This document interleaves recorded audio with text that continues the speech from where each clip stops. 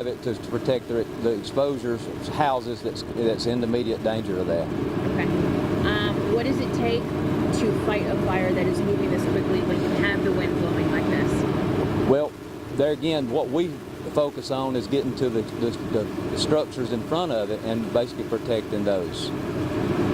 So does that mean like fighting from the ground or from the air? Because we saw the helicopters, the planes dropping water. Well, at the point we got the helicopters and stuff got called in kind of later in the game to where it was more to put out the big fire, not necessarily focusing on the structures. We focus more on that. That's far as they go to the woods more. Okay. Talk to me a little bit about evacuations. What did that look like? Evacuations was a kind of a group effort between fire. We just asked for evacuation, and the police department, county police and sheriff, I think. I'm not 100% sure who assisted, but they did. We got a subdivision across the highway over here that was being threatened, and they went into action and got those people moved out. And also there was an evacuation set up, and I'm not real sure who did that, but it was at a couple of the churches, and they assisted well too. Okay.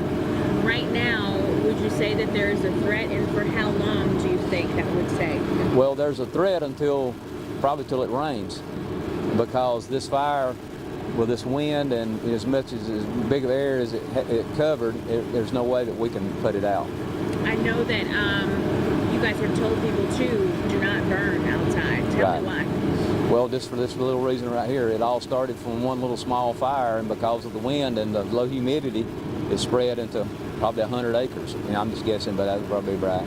When you say a small fire, is that a small, like someone was burning and it started from that, or is it like, how did the fire actually start? Well, I'm not 100% sure, but we got the call to come in. It was a small fire behind the house, and I hadn't been over to talk to them to see exactly how that started. But yes, it was something really small, I think, but spread into something really big.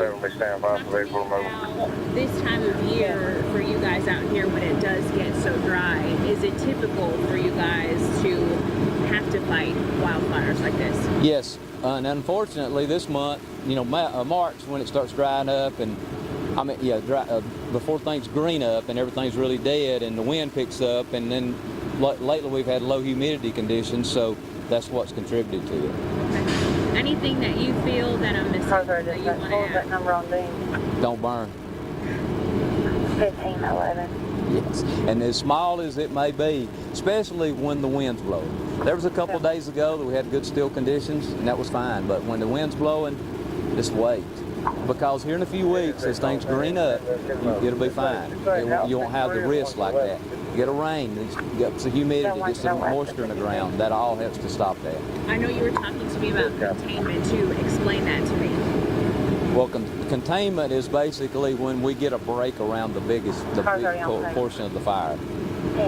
Fire's still burning inside the break or the contained area, but it's the best of our ability at that time to keep it from spreading any further.